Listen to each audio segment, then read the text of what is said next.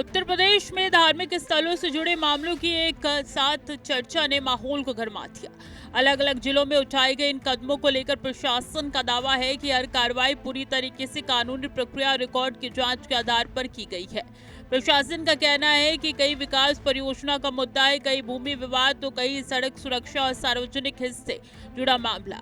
लेकिन इन तर्कों के बावजूद राजनीतिक हलकों में इससे लेकर सवाल लगातार उठ रही हैं। वाराणसी में मस्जिद को नोटिस, रेलवे विस्तार से जुड़ा मामला, 20 जून तक खाली करने का समय। काशी नगरी वाराणसी में रेलवे स्टेशन के विस्तार को लेकर एक बड़ा प्रोजेक्ट चल रहा है। इसी परियोजना के तहत गंज शहीदा मस्जिद को लेकर प्रशासन ने परिसर खाली करने का नोटिस जारी कर दिया। बताया जा रहा है कि कार्रवाई रेलवे विकास योजना के तहत की जा रही है, जिसमें स्टेशन के विस्तार और यात्रा सुविधाओं को बढ़ाने का लक्ष्य शामिल है। प्रशासन की ओर से यह भी स्पष्ट किया गया है कि संबंधित पक्षों को समय दिया गया है और प्रक्रिया नियमानुसार आगे बढ़ रही है। हालांकि स्थानीय स्तर पर इस नोटिस को लेकर चर्चाएं तेज है और लोग इसे संवेदनशील मुद्दे के तौर पर देख रहे हैं। गाजियाबाद में मदरसा ध्वस्त, सरकारी भूमि पर बना था ढांचा। गाजियाबाद में कथित सरकारी भूमि पर बने इस मदरसे को लेकर प्रशासन ने कड़ी कार्रवाई की है। अधिकारियों का दावा है कि भूमि रिकॉर्ड के जांच के बाद ही पाया गया है कि निर्माण सरकारी जमीन पर किया गया था। इसके बाद बुलडोजर कार्रवाई की गई और निर्माण को हटाया गया। इस घटना ने राजनीतिक प्रतिक्रिया और भी तेज कर दी है।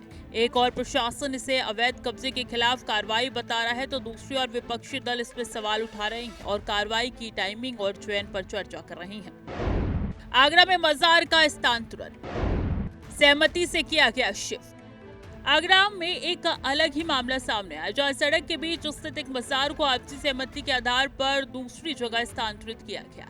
प्रशासन का कहना है कि यह कदम यातायात व्यवस्था सुधारने और सड़क सुरक्षा सुनिश्चित करने के उद्देश्य से उठाया गया। स्थानीय लोगों और संबंधित पक्षों के बीच बातचीत के बाद ये फैसला लिया गया, जिससे किसी भी तरीके का विवाद न हो और विकास कार्य भी बाधित न हो।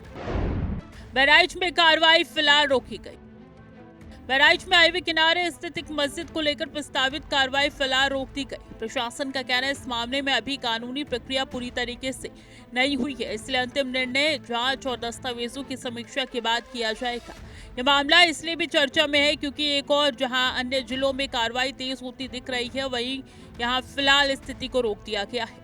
इन चारों मामलों में एक बार फिर सवाल खड़े कर दिए विकास परियोजना, सरकारी भूमि के उपयोग का, सड़क सुरक्षा और धार्मिक स्थलों के प्रबंधन के बीच संतुलन कैसे बनाया जाए। सरकारी पक्ष इसे पूरी तरीके से नियम आधारित और कानूनी कार्रवाई बता रहा है, जबकि विपक्ष और सामाजिक संगठनों का कहना है कि इस मामले में व्यापक सामाजिक और राजनीतिक प्रभाव भी है, जिन्हें नजरअंदाज नहीं किया जा सकता।